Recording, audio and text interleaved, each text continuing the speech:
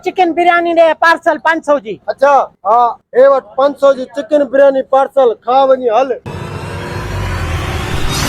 आज तो सुबह सुबह जो 500 जो गिराक बधो लगो वह हजारों के रोजी थी वही। उस्ताद बसरा तो मैं कम फातो आ।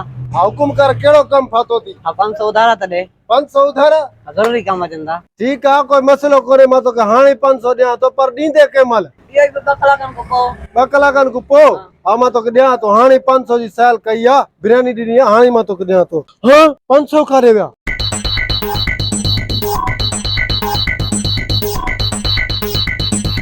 यार मा तो के 500 देवा आई पर गुम थी व्यान मा छा करा। वाह जो आइडियो लगो बिरयानी वठी आया से 500 रुपयो सागो मुटाया आया से लगे थो तो ही नोट पूरो हफ्तो हलाइंदा से। हफ्तो छा पूरो महीनो हलेंदा हे नोट। वो वरी किए वो ये जो बे दुकान ते हलादे वरी मैं धाके त वरी कडी वरदम तू का सौदो वरदे। हां हां वो वारो करी ता निकरण जी क्यों बे दुकान आरे के ता फुरू। दुकान आरा सौदो खपदो आ कड़े कड़े सौदो हो जाई। 300 रुपए जो घी दे 150 रुपए जी खंड दे ए 50 रुपए जो चारियूं पत्तियूं दे।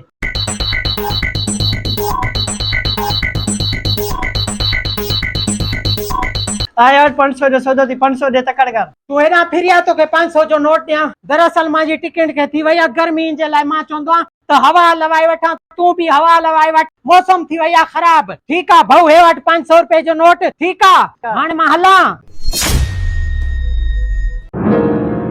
अदा कम जमाई कने। हां हुकुम कर 500 उधारा खपदन वापस करी दीने 500 लाजमी कम ना शाम ते मोटाए दो। उड़ उड़ कारिया 500 दुकान आरे के चती की है यही एडी हई मंदणी जे जिंदगी भर याद कंदो की है ये माइडू आजुम ना या जी खीसे में उनी ये 500 वारो खीसे में नोट धागे मु कडी वेरतो। हां वारो कर हाने भूख डाढी लगला बिरयानी किथे आ हाल त छां ते वेही करे खायूं था बिरयानी। 500 वारो नोट लबदो अलाए न लबदो मां उते दुकान छड़े आयो आ नौकरन जे आसरे वो मजदूर सजी बिरयानी पोयूं पतीले वाली खाई न वजन 500 लबन न लबन पर यो गंजो माके लबे ना इनको 500 को मां 1000 रुपया उगाड़ीनुम। फिर यारी बिरयानी में तो वडो ही मजो आ।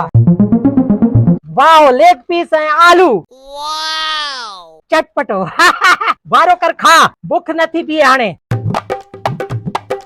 मथे खणी वाट मथे सवलो ओ ये हां काम थे पाटाने निभागा री छात खे तो गोली चटणी हां चटणी माके बुधा ना चटणी भी हुई गाड हां वठी त मा पाण आयो मा जो दिमाग क्रेक थिंदो आ गर्मी कोने। हां यार ओए ओए समूरी विजे किथे मजो अचे टेस्ट बिरयानी मजो वडो आ कदी खादी कोने मैं शादी ते भी एडी निभागा करी शादन ते विया हुजे तोखे कांडो मिलिया हुजे तनी करे मारे कांडो वेंदो आ शादन ते बैठ कर जे करे शादन ते कांडा वणू ना तो पो नेमट देणो पवंदो मुंह पार की देवणी पवंदी 1500 2000 रुपयो काडा आणींदो गरीब माण्हू।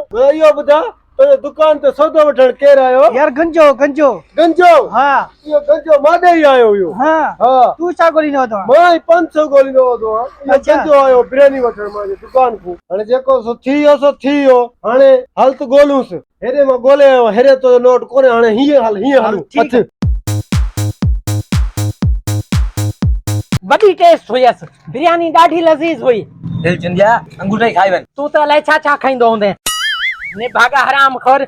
हाणे ये कर मांजे मथे में सूर पइजी वियो खंड पती तो उहे भी आए हलू था खीर आरे दुकान आरे के चती था हणू 500 जो खीर था वठूस चा ठाए करे पींदा से दूध पती। या गाल भली कई मां जो मथो फिरे तो बी हिकड़ो मिनट ओ हो वठोती ना मुराद ठोड़ो मान के दिसी वतो आ यो माजी बिरयानी वठी आयो हाणे खाए तो ये चोर हल त पकड़ियो इन बिनिन के इतना मुराद गंजा भजण जी कोशिश न कर तो के पकड़े वतो आ घणा दी बिरयानी खादी थी मानुन के घणा दी पुरियो थी गंजा मांजी भी पाड़े में इज्जत आ पाड़े आ दिसदा छा चोंदा कुटको नांदे भाऊ माके भाऊ थिंदो आ कुटके में। अरे इज्जत उनन जी हुंदी आ जेके इज्जत वाला हुंदा तू तो आई बेस्तो चोर मगज मार खबर ना चार